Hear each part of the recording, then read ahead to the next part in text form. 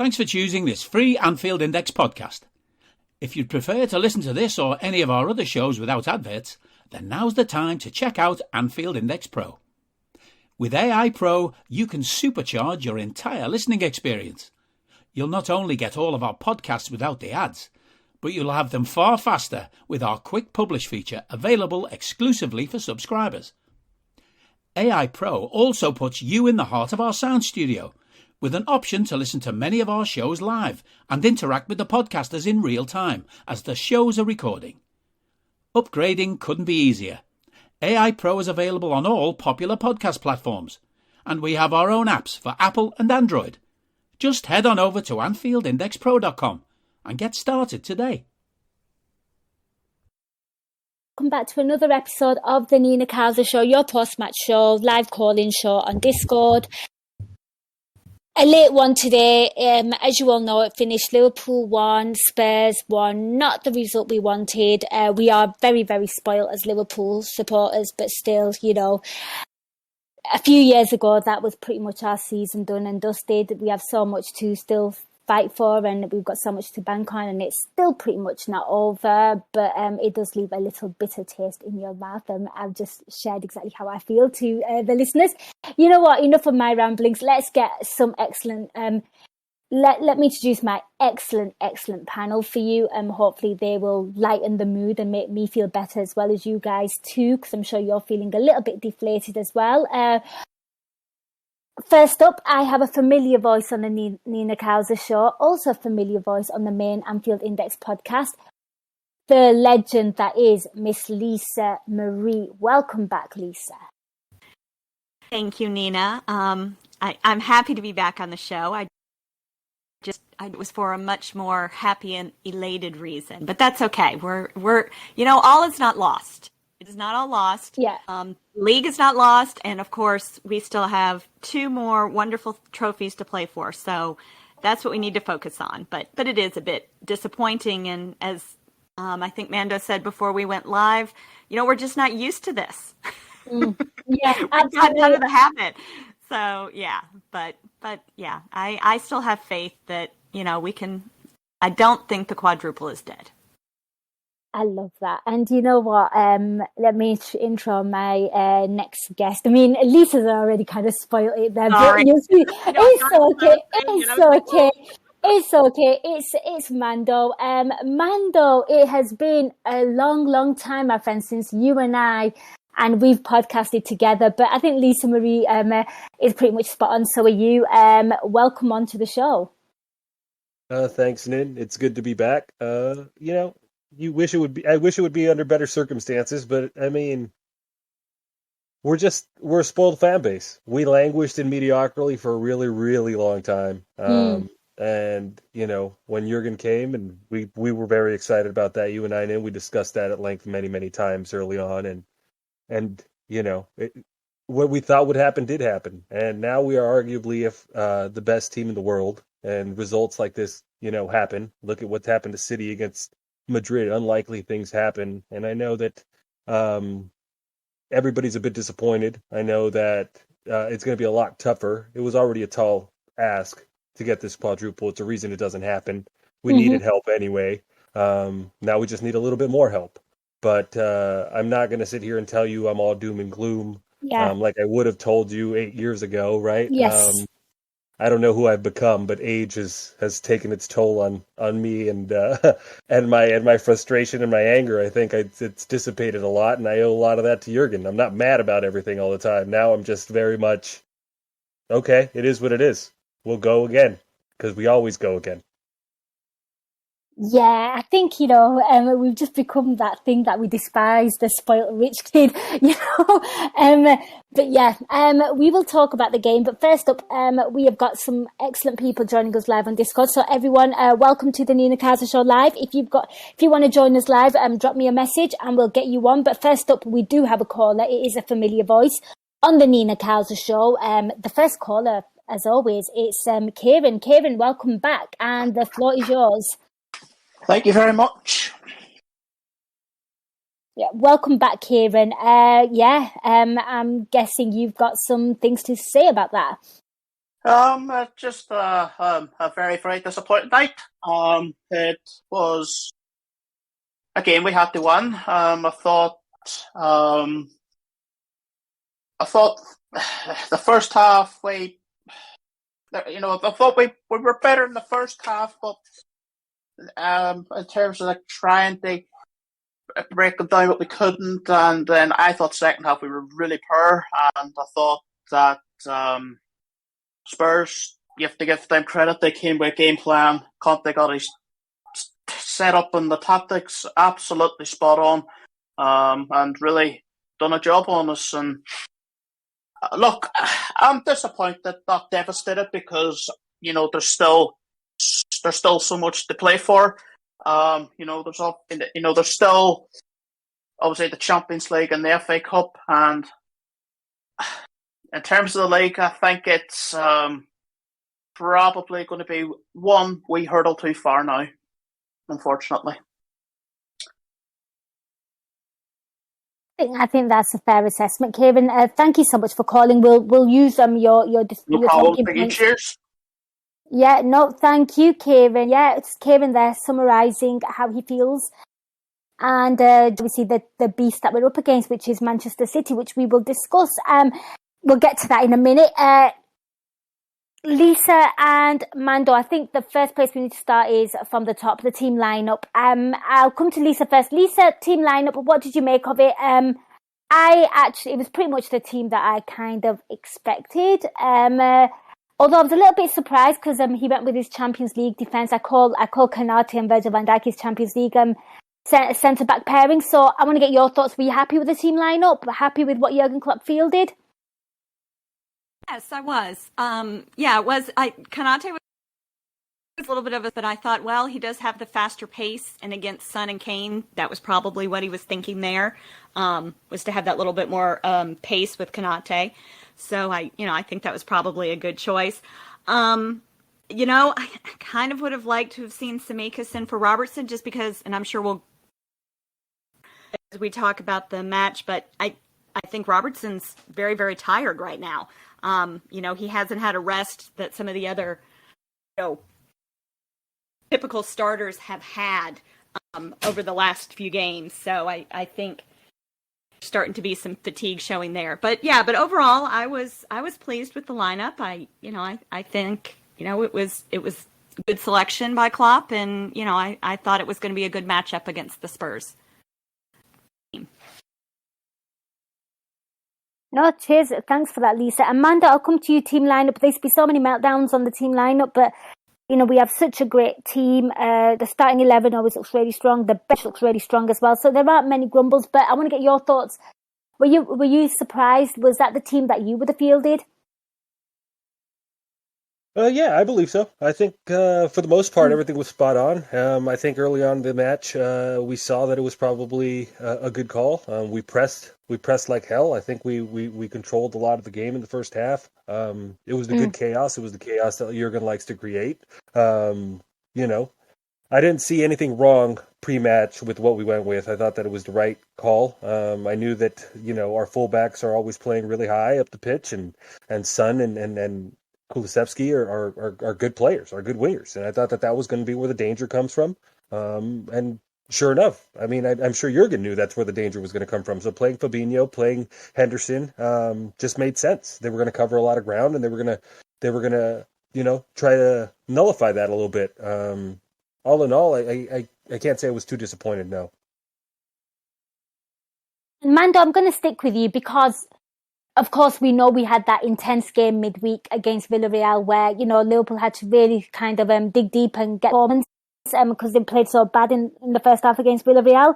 And, I was very, very surprised with how well Liverpool started and, just the pace and the pressing and on the pressing, that really impressed you. But, 2 minutes in and Liverpool were all over them and, Spurs couldn't set the game. There was so much pressing. I thought Liverpool looked really disciplined. I thought Liverpool looked really hungry. And, I do think, Kieran touched on it as well, where Liverpool looked really good in the first half, looked a bit tired, fatigued in just second.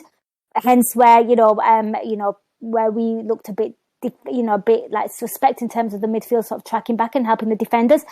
But we'll get to that. But in the first half, certainly, I mean, what did you make of that? Because I thought Liverpool played really well. I thought we pressed really well. I absolutely loved the fact that every time they got the ball, we were pressing and we were hunting them down in packs. So, your thoughts? Yeah, I thought we played really well. We didn't get a goal. I don't necessarily think we deserved a goal in the first half. We didn't really look very clinical in front of goal. I think that was, throughout the game, that was probably a theme. We could have been a little bit more clinical. I thought the midfield did well. They chased that ball. They pressed the team. They pushed Tottenham back. I thought in the 25th, 26th minute or so, Trent had a 1v1 with Sonny. He came out on top. Not too bad for a young right back that can't defend, huh? But all in all, I thought this team played well. Even in the second half, I know that we might have had a little bit of tired legs, but you got to understand, and I think everybody on this, call and listening to this podcast as a fan of Liverpool knows that we're playing more matches than anybody. We're getting to every final this season. We played every possible match. We're going to be tired. Andrew Robinson, to Lisa Marie's point, looks gassed, and that's understandable. I think that him coming out in the 65th minute was probably pre-planned. I think Jurgen probably told him before the match, "Hey, Andy, this is what's going to happen." And I think it was the right call. We got to protect these players. We still have a lot to play for. Tottenham's a good team. I think we often forget that Tottenham's a good team. I think we often forget that everybody in the Premier League is a quality side. And we take for granted how good we are and the expectation of always going out there and winning. A lot of these teams that we play are way fresher than we are. They have time to prepare for us. We are at the head of the table and everybody gives us their best. That's not something that, we take lightly, and that's not something that the team takes lightly. So they take a lot of pride in that, and they go out there and they play really hard, and they show their quality. Today, I think it was just a matter of not being clinical enough in front of goal. That's literally all that went wrong for us. Did we get lost a little bit when Son's on Son's goal? Sure. We lost track of Sessegnon, and then he centered a nice square pass, and that was that. It's fine margins at this point, and you can't even really be too upset. You could be disappointed, and I understand that. But, that's part of the game. That's why we watch, because, things like what happened to City in Madrid wouldn't happen. It's why we watch, because at the end, you still had hope. I mean, when I saw 5 minutes flash at the end, I thought we were going to get there. And that's just because we always get there. And again, it just goes back to being spoiled. It goes back to our expectation level being at what it is. We expect to win. We expect to go out there and not just win, but dominate and do it in style. That's all we can really ask for, right? As supporters, and as disappointed as we are, we still have a lot to play for. We have the biggest trophy in the world to play for, and I like our odds. So I'm very comfortable with this team. I'm very comfortable where we're at. Even today, I'm not all that down on the team or on the result. It's part of it. It's part of it all. We've lost once in I don't know how long, and that continued today. So I don't know, Nin. I don't know how to feel. I'm not angry. I'm not disappointed. I'm still very satisfied and still feel very spoiled to get to enjoy this on a weekly basis. No, for sure. And, at least I'll come to you. I mean, I think Mando being there on the podcast, very pragmatic, and, we love to hear it. And, speaking about fine margins there. And, I think, I want to get your thoughts on the first half. I thought, we started really brightly. I'd like to hear your response to Mando's comments and just, just in general, your takeaways. But it is fine margins, because any other day, like on the 38th minute, for example, Virgil van Dijk, he puts away that header, from that corner. It's just one of those things, isn't it?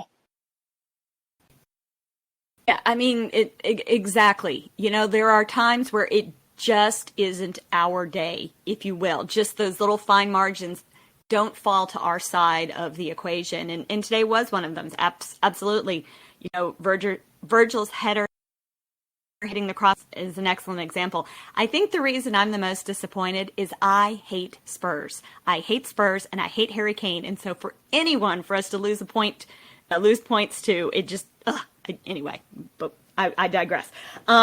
No, I think we did. We started very, we started very brightly, very, very positively, high energy. I mean, Diaz, just holding on to the ball. I just made a note. I'm just like Diaz in the first minute, just keeping possession and doing what he was doing with the ball. I was just like, all right, yeah, here we go. And so we started well. I mean, I think there's a whole lot.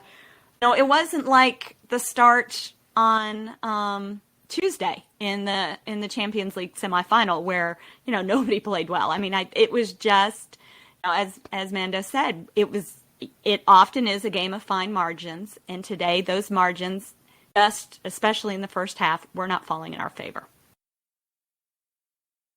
No, they really weren't. And, let's kind of talk about some of the players. I mean, I've got some comments here.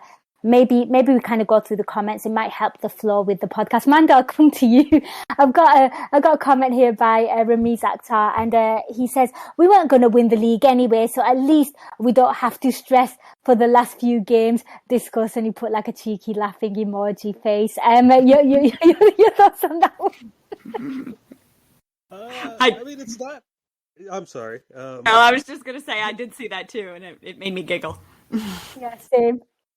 I mean, yeah, it's not the end of the world. I mean, it was always going to be a tough ask. It was always going to be a tough ask to go out there and play, and win the league. Man City is a team that's well drilled. It's a team that wins every game in the league, it seems, and for us, it's not even. I don't know. It's incredibly. I think I'm okay. I'm at peace with not winning the league. I think, we've done it, and that helps. And so for me, that feeling of getting over the line during the pandemic season when we were, I mean, not to say we're out of it, we're still in it, but just getting over the line then has allowed me to not feel that pressure or that stress or feel so exhausted about it. We've done it. We proved we can do it. We'll do it again. I have no doubt about it. But we got to understand that this is the opposition that we have at the top of the table is a team that is built for this, that spends so much money, that this is what they want, and this is what is expected of them, just like it is of us. And we've done it in a very different way. We've done it in a more organic way. We're not shelling out hundreds of millions of pounds all the time. I'm not saying we're cheap. We're buying players where we need to buy them, but we're smart about it. Luisito Diaz is a revelation. We're seeing him out there. Lucho's out there doing things that get everybody off their seat as soon as he gets the ball. But we also got to understand the realistic situation that we're in, and that we're playing a team that no other league has this type of competition at the top. No other league is the finest of margins, where we're talking about a handful of games left, and the only difference in the league currently is goal difference. That's how good that team is, and that's how good we are. We have to give credit where it's due, and we got to understand that as good as we are, we have a rival that is on par, if not slightly better on their day, and that's okay to say. And we're better than them on our day, and that's just the way it is. We are the two best teams in the world. And we also are still in a competition that they would give anything in the world to have. That's all their goal is. I think the emphasis we put on the Premier League isn't even something City puts an emphasis on as much. City's goal is always the Champions League. That's what they want, because to them this is a given. And I like it not being a given. I like that we don't feel entitled to the Premier League. To us, it's still massive. To us, it's still in play. But I also know that it's not the end all. We're still playing for other cups. I don't know. I don't feel. I never felt the pressure. I think is in short is I never felt that pressure of that stress of, oh, we're not going to win the league, so now I feel relieved. I've been pretty relaxed about this throughout. We are watching the greatest team that we're ever going to watch, and that's enough for me, I think, at this point. Fair. And Lisa, I'm going to come to you because Mando was just talking about how great Liverpool are, and obviously this Man City side is, and it kind of makes you angry that, you know, like, this is potentially one of the best Liverpool sides that we've seen, and even, like, I think the older generation will agree with that as well, and they are being pushed by this monster that is Man City. I mean, it just winds you up, because any other season, any other year, this team walks it season in, season out, because that's how good they are. But your response to Ramiz's question there? You know, I think we need to take a step back and remember where we were the first week of January. I mean, we weren't even in shouting distance of challenge. Well, I mean, that may be a little bit pushing it, but, you know, we were 14 points, right, off the top of the table. You know, I threw in my towel. I did. I threw in my towel when we lost to Leicester.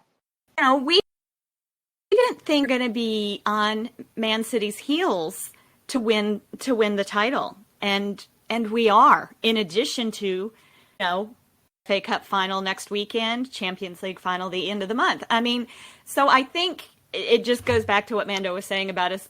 We've become a little bit spoiled because, I mean, I didn't necessarily throw in the towel the end of January, but I knew it was a long shot. You know, anything could happen. And then I think my hopes have gotten more built up probably here in the last 4 to 6 weeks, as we have just really been on their heels and, you know, and have just been on this fantastic run. But I think at the end of the season, if we don't have the league, and even if we, you know, what our players have accomplished is just amazing. And it's so wonderful. You know, I mean, I caught myself doing it today during the match, was just like, because I was just getting, oh my gosh, you know, we're not going to win this. And then I thought, you know what? Look at these players that we have the privilege of watching play for our team. We are so lucky and so blessed that, you know, the side that we get to watch, you know, week in and week out, and, you know, that just the things that they do. And you know, and so I'm just kind of in a big picture place right now. Yeah, but I think it is what it is. And, you know, as we always say, you know, you just move on to the next one. And, you know, and we still have many, many things to play for in the what left. So. And, you know, I think realistically, too, what we got to understand is that City is deflated. City's coming off of a major loss, probably the biggest loss in, you know, their short history. I'm just joking. I know they've been around forever. But what I'm saying is, that's going to play a toll on them. They're people they're people too. They're people too. So to tell me that Newcastle can't go out there and take points, to tell me Stevie can't go out there and take points from these guys, they've got to be mentally and physically exhausted from that game on Wednesday. 100%. And 100%. You know what? Pep would sell his soul to the devil to win the Champions League at this point in time. 1,000,000%. You know. You see the interviews he's giving afterwards? Existential Pep is my favorite Pep. That's all I'm going to say. I love it when he overthinks. And speaking of moving... And he's not overthinking because he lost to Madrid. He's overthinking because Jurgen is constantly on that man's mind. Yes. It is insanity. Rent-free in that poor man's head. Love it. And speaking of, on to the next, we have some callers who were at the game, I believe, so I'm going to bring them in real quick. Some familiar voices. Let's bring them in, and dare I say, my good friends, Harinder and Cam, I think, are joining us live. Where does this thing come from? Hey? Yeah, where did this friends thing come from? Fine, okay, not friends then. Acquaintances. Family. Okay, sorry, family. Oh, there you go. That's so sweet. Oh, Harinder. Watch him now. Slide tackle me on my show, but I'm ready for it. Fucking damn straight, slide tackle you. Family, because like you get away with put downs that way. Friends walk away. Oh, me. There I went giving him credit. Too soon. No, too soon. It's a little bit deflating. I ain't gonna. There's no one can sugarcoat that part. It's a little bit deflating that Tottenham came and did a number on us in the way that they would shut down space. They basically did an Italian defense job, right? Conte knew exactly how to set the team up. They played their 5 at the back and then 4 in the midfield, and then sort of like a lowly Kane up front or so. And their goal was very, very, very frustrating to me. Just watching them push it through the ball, and we could see the pockets of spaces that they had from a vista. And I was like going, for fuck's sake, don't know, you son of the... And you're like, right, okay, you know what? This is Liverpool. We can definitely get one back. We get one back. Yeah, we do. We don't get the second back. And we kind of half look likely that we will. I think that was a little bit worrying for me, and I hear all the fatigue. I hear everything that's going on. But, I sat there when the full-time whistle went, I sat there and thought, there's a lot of fan fatigue as well. Lots. Because you go on the smoke and steam of hope, really, more than anything else. And these are vapors that, effervesce very quickly. They're going. And when you're gassed out, you're like, for fuck's sake. And I left today thinking, right, it's a mindset. It's a choice. Some people right now will shit their kecks quite rightly and go, you know what, that's it. It's over. We fucked it. It's over. We're not doing anything. We're shit. We're this, that. Luis Diaz is this and Jota this and Keita that. And everybody done. Salah should have done this. Trent did this and that happened. To everybody who wants to do that, knock yourselves out. Please knock yourselves out. Because if you knock yourselves out, you shut the fuck up at the same time for ages.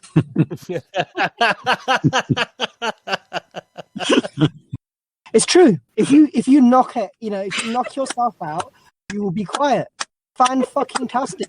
Shut the fuck up. Yes, because I love you, Pazzi. I love you, Pazzi. It's true. You know what? Because that's the kind. All right. You know what? It's the kind of pussy shit that you'll hear from people when the chips are down. Oh yeah, it's over.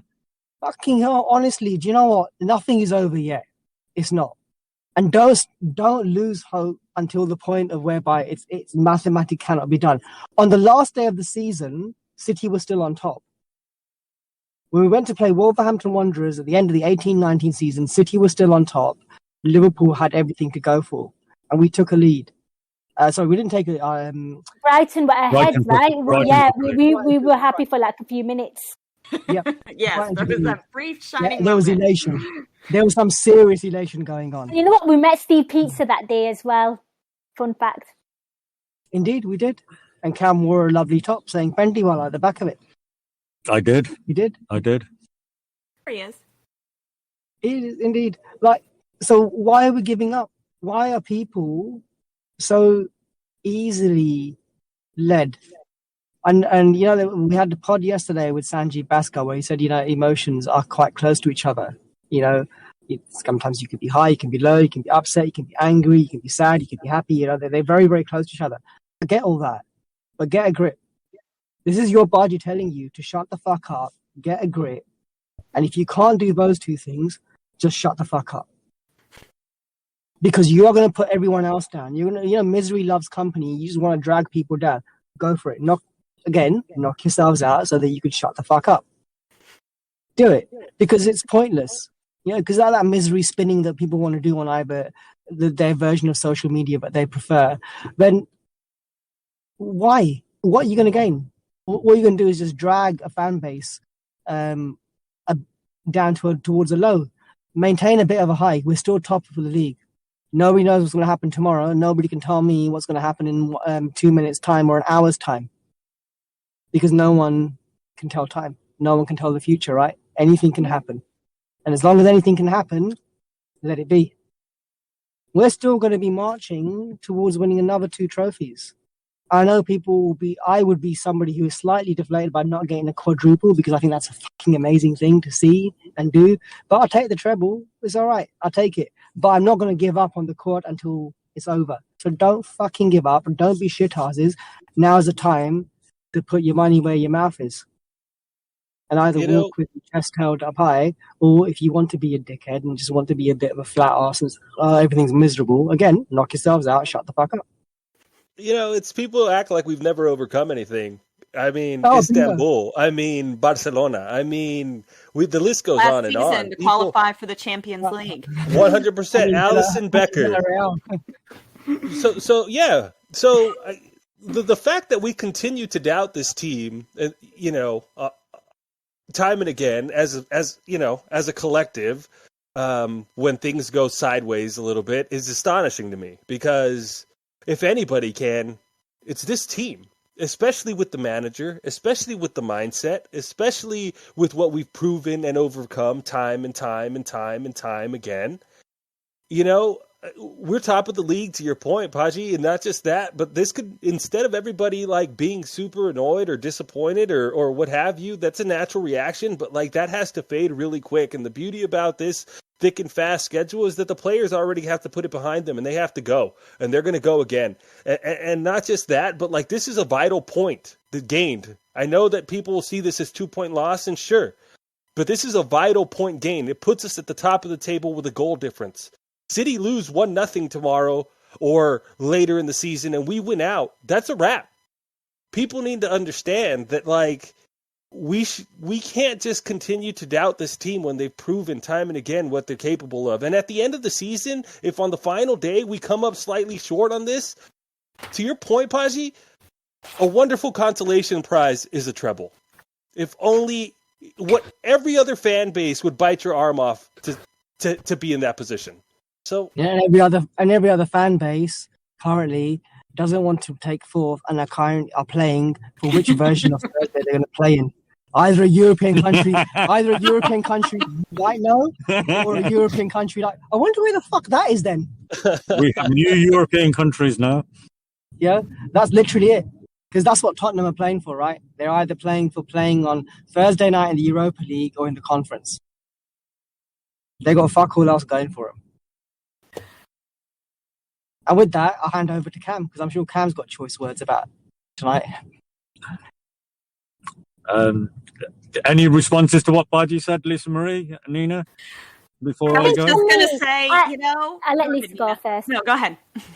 I was just going to say, I completely get that. I don't lose hope in this team. I never have. I mean, I did it against Leicester.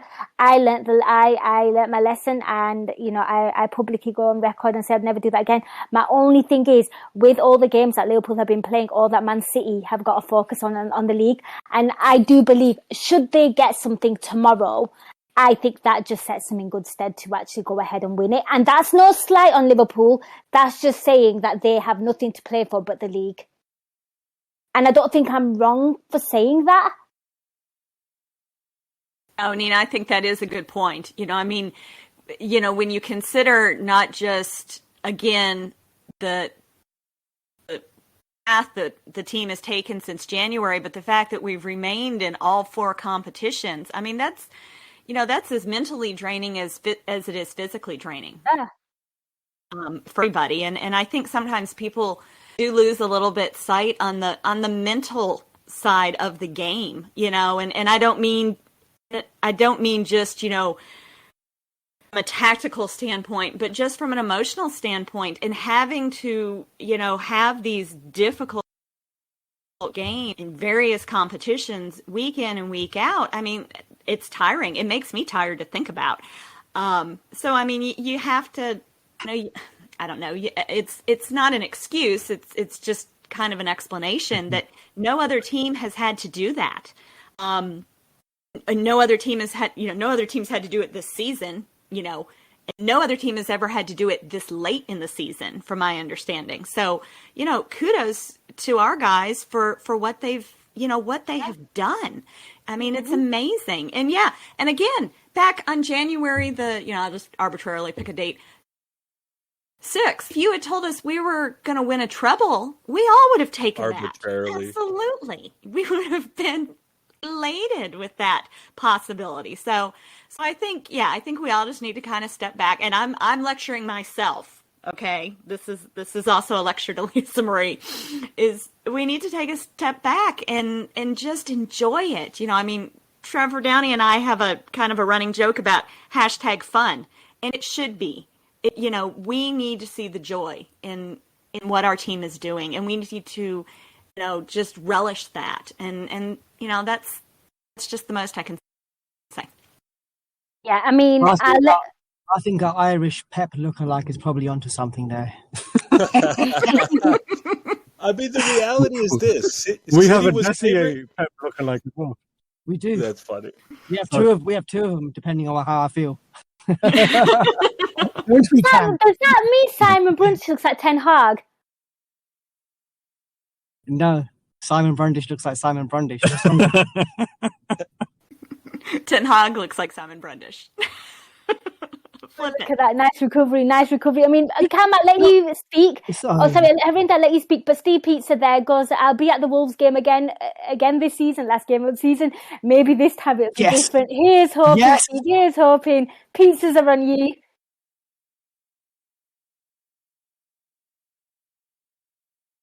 Go on then, Cam. Oh, sorry. I thought the line had broken up there. Sorry. Right, where do I start then? Firstly, I've just looked at the Premier League table. We're top of the table, people. Yeah, we are actually top of the table. So for me, that's a positive.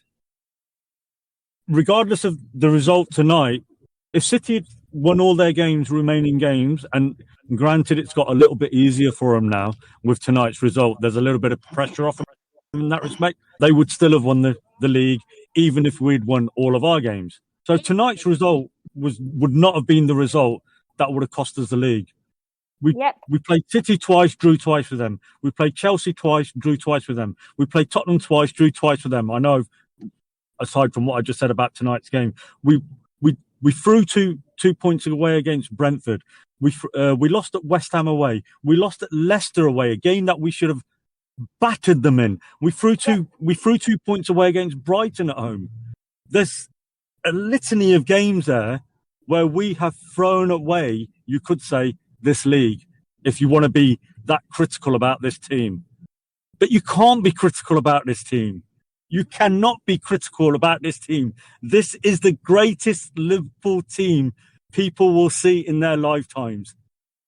Unless Jurgen has got whatever Jurgen has got planned going forwards, I don't know. As Baji said, we don't know what the future holds. We don't know what the future holds. But right now, this is the greatest Liverpool team you'll ever see. Tonight in the Cup, I'm just going to go off track now slightly. I've had the most amazing day. I really have. Today, for me personally, has been really special. Yeah. Today, I got to take my little one to her first game. She's just sitting there listening now, a little bit embarrassed that I'm mentioning her now, no doubt, squirming in the seat, thinking, oh my God, my dad's embarrassing me again. But yeah, this is what I do. Yeah. For me today was about taking my little one to the game and letting her experience that. The Kop today, the stadium today, the fans today. We were on a different level. Even after the game, after the final whistle, that Kop was so loud. It was something else. The Kop have not given up. The people in the stadium, people will be deflated, they'll be down. It doesn't matter. It doesn't matter. The league's not over. I don't hear the fat lady singing. Yeah? Like Buddy said, we don't know what's happening tomorrow. Yeah? But what I will say to people is, don't watch that game tomorrow. Do not watch that game. Do something constructive with your life. Seriously. Let it go. Whatever's going to be is going to be. You're just going to torture yourself by watching that game. Seriously. Do something better. Get in the garden. Get the deck chair out. Get a glass of wine, glass of beer, glass of mango lassi for Baji. Yeah? Get a book. Read it. Enjoy the weather. Enjoy life. Yeah? Why do you sound like Bernardo Silva? Oh, damn it. Did I mention a book? I shouldn't have mentioned a book. All right. Get your laptop out and get Netflix on. Do anything. Enjoy the birds singing. But seriously, yeah? People have got to be realistic, yeah? To have done the quadruple, yeah? It's practically impossible. You've got to be realistic, yeah? I mean, there's every chance we only come away with one trophy this season. There's every chance still we come away with 4 trophies. Or 3 or 2. We just don't know. But enjoy the ride. Because this is Liverpool Football Club. And one thing Liverpool Football Club don't do, they don't throw the towel in. Jurgen Klopp hasn't thrown the towel in. The players haven't thrown the towel in. 99% of the fan base haven't thrown the towel in. Up the Reds. Up the fucking Reds. Up the Reds. The pressure's not on us. The pressure's on City. They have to do what they have to do. They have to collect those points. They were the favorites before the season. They were the favorites in January when they were up 14 points. They were the favorites yesterday. They'll be the favorites tomorrow. Nothing has changed. We're top of the table. All is still to play for. I am absolutely loving the positivity on this podcast. I'm glad, Cam and Havinda called in, and I hope, Cam, your little one is absolutely just has taken in the whole Anfield atmosphere, and we hope she's a future Red, because we need them, and I hope she enjoyed her experience. And yeah, I'm sure she had a fun time with you on the Kop. Right, cheers, guys. Cheers, boys. Pleasure talking to you. Thanks, Love y'all, you for guys. calling Thank in. you, brother. You're welcome, Lisa Marie. So that was Cam and Harinda, I don't know, sharing some positivity. And I think it speaks volumes when they've come from a game. And, we've been to games where, you've lost games and you feel really deflated. For them to come on and to kind of up the mood and up the spirit, I really, really respect that. I guess we've got to go back to some talking points and maybe some of our key players. And I'm going to come to you first, Lisa, because you kind of mentioned this player, the front three. And, we're not really blaming. And I think Harinda's absolutely spot on. You can't single out sort of players, but in terms of that didn't go right and that didn't go right, because obviously we have to take into consideration that they are tired and they have been pushed to their very limits. But a player that really, really impressed me from the front three was Luis Diaz. I thought the other two looked ever so slightly quieter, certainly Mane. But for me, Luis Diaz was literally everywhere, pressing, winning the ball. I also love the fact that towards the end of the first half as well, again, he plays that little 2-1 with Mane, has a shot, the keeper saves it, but he just looks so lively, and I would absolutely be gassed trying to defend him because he covers so much of the pitch. He goes on the left, he goes on the right. He's good with both of his feet. He's just an absolute mare, but you love it when he's on your team.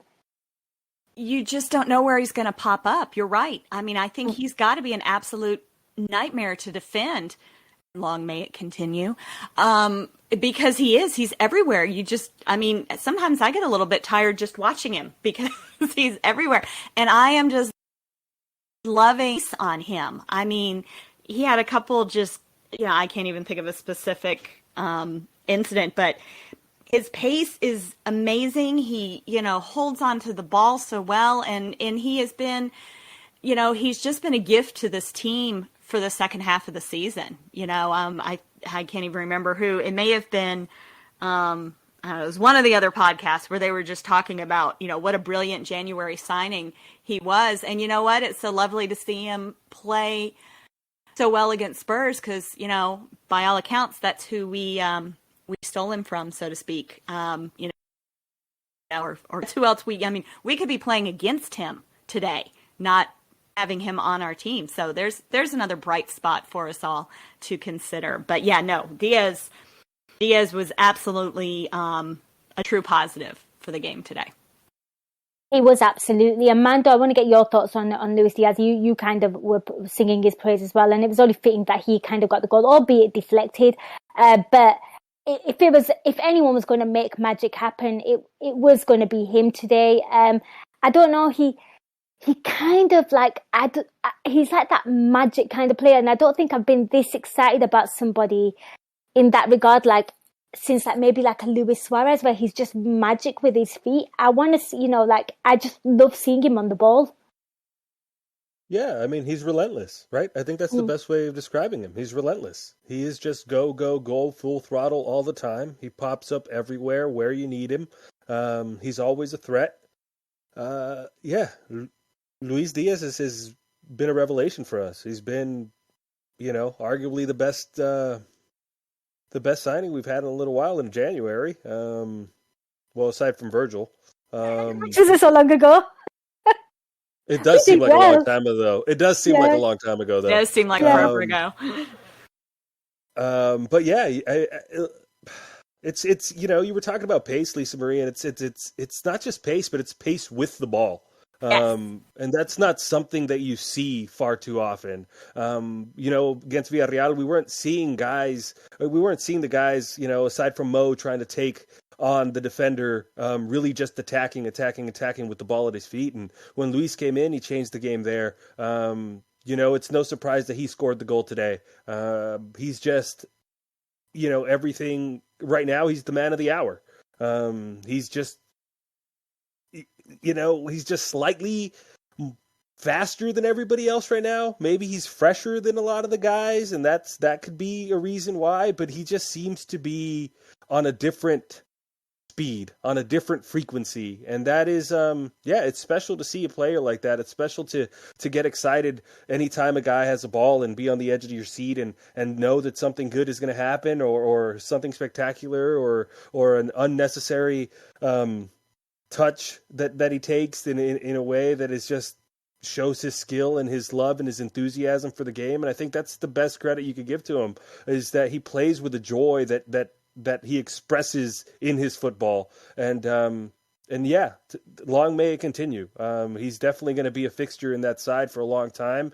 And this is just the beginning for Luis Diaz. I mean, in 2 years' time from now, Luis Diaz is going to be in conversation for Ballon d'Or. And I legitimately believe that. I love that. I love the fact that, his ceiling is so high, and long may it continue. He's doing so well. And again, a massive, massive player for the Reds against Villarreal. That sub, he just injected some different kind of energy and makes that front three look fresh again. Another problem for defenders to deal with. But I mean, Lisa, I'm going to come to you because, of course, we're talking about Luis Diaz, and obviously he scored the equaliser. And I think Harinder touched on this as well. Like, what really kind of frustrated him was about the goal was the space. And I think this is where maybe, because obviously Liverpool played with such high intensity and such pace, and I felt like, and I think Kieran touched on it as well, like I felt like the pace kind of dropped off, the intensity kind of dropped off, because if you kind of look at their goal, there's so much space in the middle of the park for, Harry Kane to run, to see Sessegnon, and, for him to kind of square it across to Son. But, you look at our midfielders and the space between our midfielders and defenders, again, that was a bit of a concern. And of course, and every time, the Spurs players were in possession in that little passage of play, there wasn't no real pressure from our lads. I had made a note, probably just a few minutes before they scored, that, we had come out starting, with kind of a good tempo and everything. And then probably about, 53 minutes or so, it just felt as though we had kind of backed off a little bit, and Spurs had caught up to us, and and they were pushing and pushing. I know just before Son scored, I think it was Robertson had a pretty good block to stop him as he was headed forward. So I just, Son he's got great pace, and he is, he's every bit as relentless as our front three can be. He just kept pushing for that, to find that opening, and he found it. And I guess credit to him. I mean, again, if he played probably for just about any team other than Spurs, I'd probably be congratulating him right now. But he took advantage of, us just, taking our foot off the gas, if you will, or just allowing that space to open up. And he literally saw the opening, and he took it. No, he did, and he is a sensational. He's an incredible footballer, and his goal scoring tally would suggest so as well. And I think there's a lot of Liverpool supporters that do rate him absolutely highly. Mando, I'll come to you. Your thoughts on the goal that we conceded? I mean, we're not really nitpicking here. I mean, we know that they were tired, but again, it was just that space. Just us not take, because if you think about how hard we worked in the first half and the amount of pressure we applied, and the only thing that kind of disappointed you in that first half was the fact that the quality of the final ball probably wasn't the best. Our decision making might not have been the best. And they literally, the only time where they kind of look half threatening, they kind of score.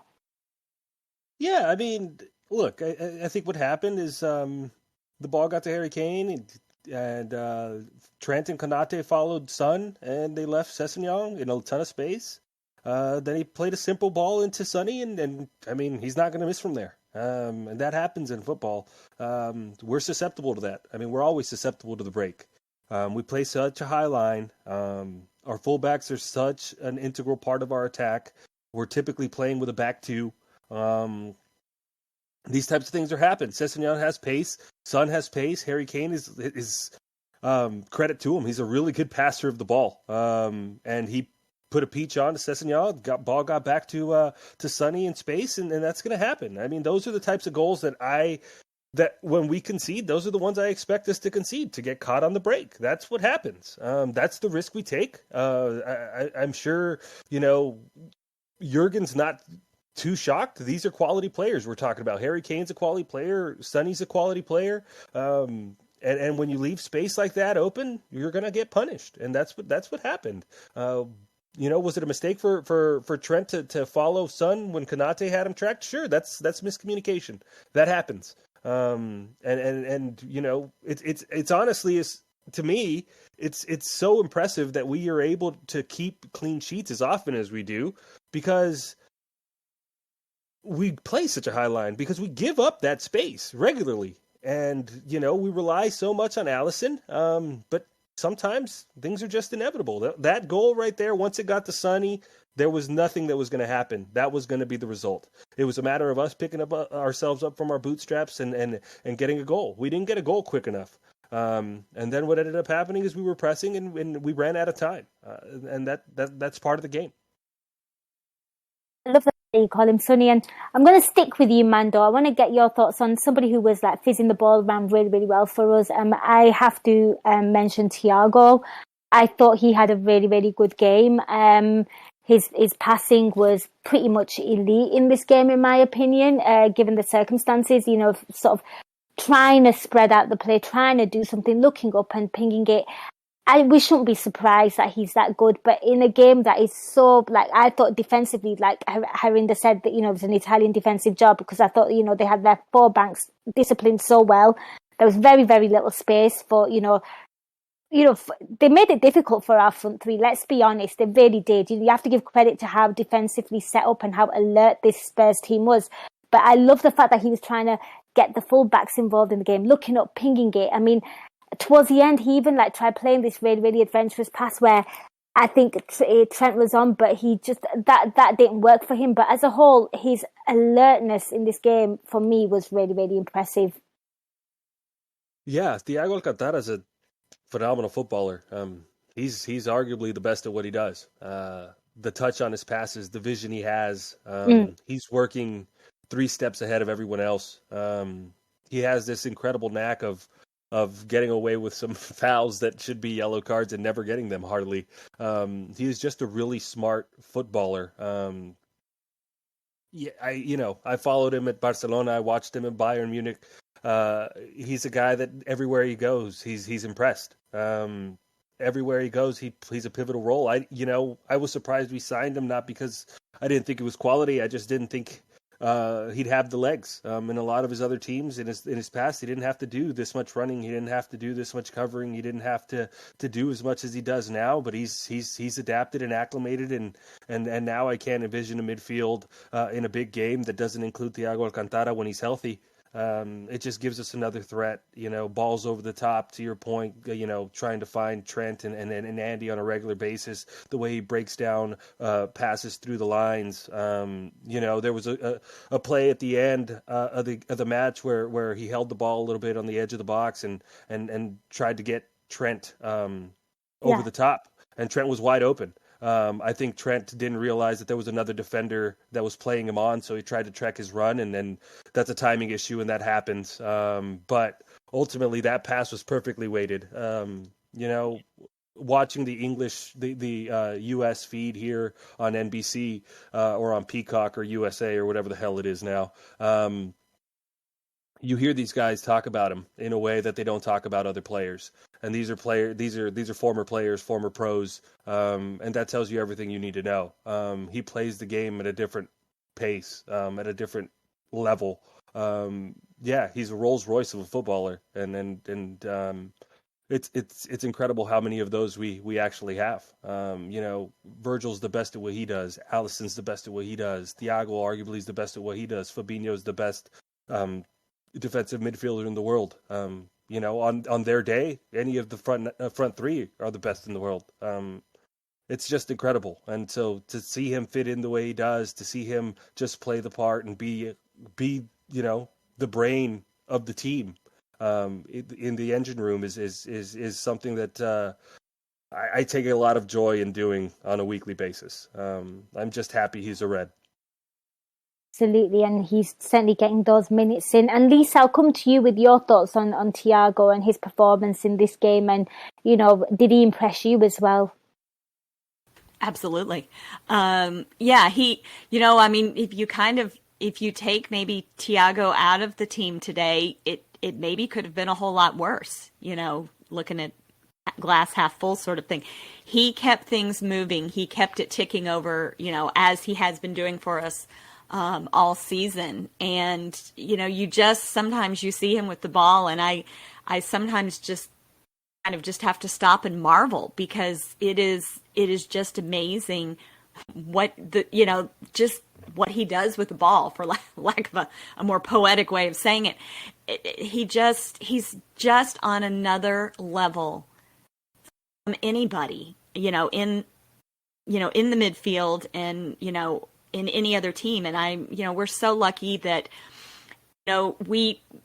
we got him in our team, and they didn't, discount, his age or anything else. I know, and I know last season, but I mean, the man basically had his leg broken by, Everton.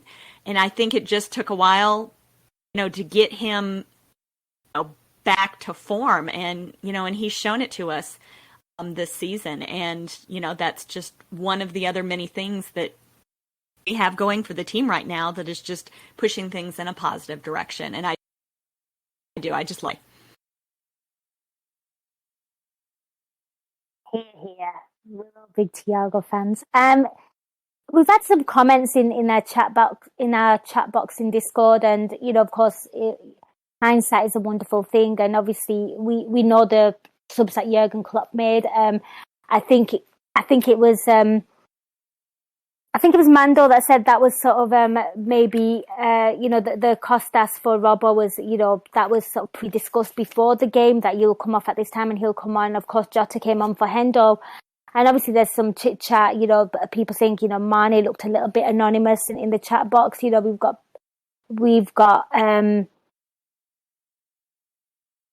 Bishopardo saying that it needed Bobby's intelligence in the last 20 minutes, but obviously he was out injured, so that one wouldn't work. But we've got Chris S 1990 who says the game needed Divock in the last 20, especially with all the crosses that were coming in, and there certainly were a lot of crosses coming in. So Lisa, I'm going to come to you. I mean, Jota came on for Hendo. I mean, I want to get your thoughts on that. And also the comments, because you can always rely on Big Div to score a vital goal, certainly for the Cov. As I mean, I was okay with the substitutions that Klopp made. Definitely for sure. Samika's coming on for Robertson. We've already touched on. Robo just looks tired. So I think that was spot on. I think Jota on for Henderson, wasn't a bad move, because, we've all talked about how Jota can be playing absolutely horrible, but then he just has that knack of popping in with a goal. And, we needed that today. So I don't think Jota on for Henderson was a bad shout or a bad selection. I mean, Divock would have been great as well. I think, maybe for that last 20, especially, he offers that additional height too. He's just got a little bit more height than, Mane or Salah and that right time, right place. But, hindsight is a wonderful thing. we can all woulda, coulda, shoulda, and all these other things. But I think when I saw that, Tsimikas and Jota were coming on for Henderson, and because I think too, someone was saying, it may have just been in the Discord chat during the game, that, Henderson's played better these last couple games, and I think it's because he hasn't been playing every minute of every game. He's been rotated in, and I think it's done him some good too, because I think he was playing, well enough in the first half, and agreed. And so I think, taking him off, is good, for be it whether he plays, midweek against Aston Villa or even to start the cup game, next Saturday as the captain. So I think, I was okay, with Klopp's substitution. And then, he very well maybe was thinking that he was going to put Divock on, have him as the third substitution, but with Fabinho on a yellow, as physical as this game was, it probably was a wise move to take him off and put, Naby Keita on for those last, however it was. Yeah, absolutely. And again, if he was going to make that Keita move, I think you're right. I think that might have been a forced sub, because you certainly expect Keita to come on earlier than that, because obviously that's where he'll probably impact the game. Mando, I'll come to you with regards to the subs. What did you make of the subs, and also the comments regarding what we read in the chat there? I thought they were fine. I think Tsimikas was probably planned before the match that he Yes. would get half an hour or so. So that was fine. He didn't really put a foot wrong, so it's not like I can say it was a bad decision there. Secondly, Jota came in. Jota offers the threat of a goal. We were chasing the game. Yeah, that's what you're going to do. Yeah, Div is a quality player in his own right. Diogo offers a little bit more. He just offers a little bit more. And that's not a knock on Divock Origi. This game just wasn't really calling for that in that moment. If Fabinho wasn't on a yellow, sure, Div would have probably been the third sub, 100%, and I'm good with that. But Fabinho's lucky he only he didn't get a yellow earlier in the match. To be honest, he had like 3 or 4 pretty aggressive fouls that he didn't get a yellow for. And then he finally did, and that's fine. But we had to play it smart. We can't, at this point in the season, lose a player like Fabinho for a match or two just because, we're chasing this one. So I thought that was a smart move. Naby also gives you a little bit of a threat. He can dribble. He can break through lines. And with the banks of 4, and at the end 5 defenders that Tottenham was playing and Conte had going on, then it made sense. I thought the subs, they might not have turned out with an extra goal or what we would have hoped for in a perfect scenario, but I thought that they were the right moves to make. I think that's fair. I didn't have many grumbles with the subs either. It made sense to throw in the striker. Guys, I think we have pretty much come to the end of the pod. Lisa, is there any final takeaways that you want to share? Anything you want to get off your chest? I call this the closure pod. Once we discuss it, we never discuss it again. So is there anything you want to get off your chest about the game? Any thoughts, any key moments, any key play that you kind of want to discuss? I'll hand it over to you.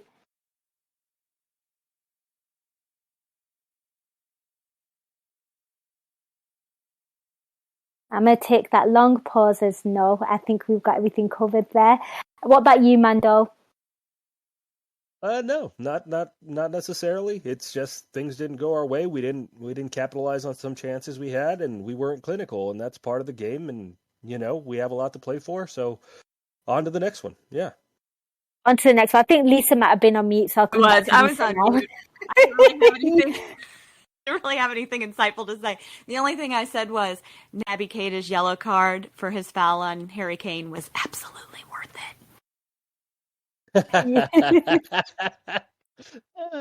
I don't disagree with that.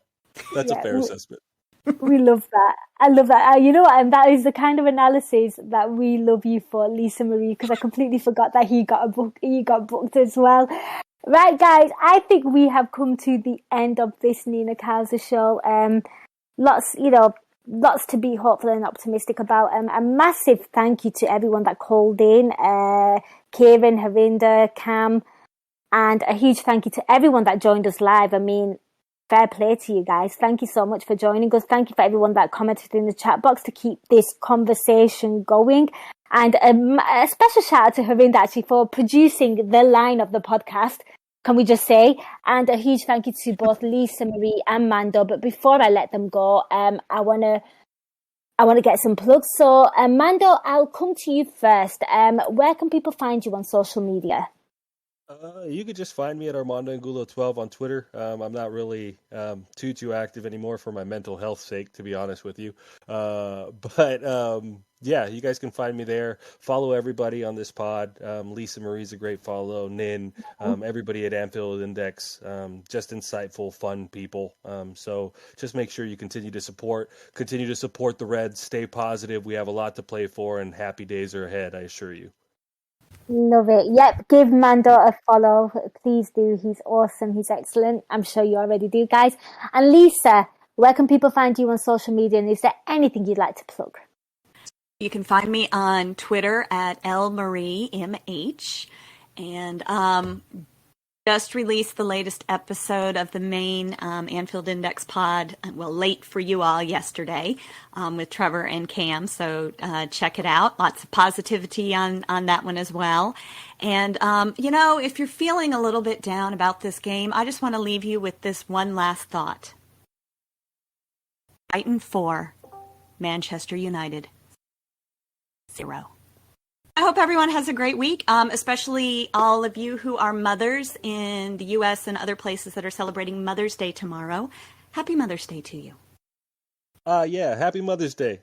Man, I can't believe I forgot that. Thanks, Lisa Marie. Happy Mother's Day, indeed. Yeah. Guys, thank you so much for listening. Take care. I'll be back post Villa on Tuesday. This is what I mean. The games come thick and fast for Liverpool. They're playing so many games that things get rescheduled. So you know what? Bear patience with this team. Hopefully, Stevie G has a night off on that night. So guys, take care. Thank you so much for listening. Till next time, up the Reds. We hope you enjoyed listening to this Anfield Index show. Please be sure to subscribe to our channel so future podcasts find their way to your device automatically. There's nothing quite like fan engagement, and we'd love to know what you think of anything discussed on this show. The best way to get in touch is over on our free Discord community, where both podcasters and listeners debate the hottest LFC topics 24/7. Sign up free now at AnfieldIndex.com/Discord. You won't regret it.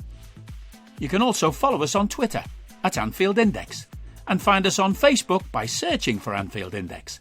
Oh, and before you go, we'd love it if you could leave us a 5-star review on your favourite podcast app. It only takes a couple of seconds, and it means the world to the people who create these free shows.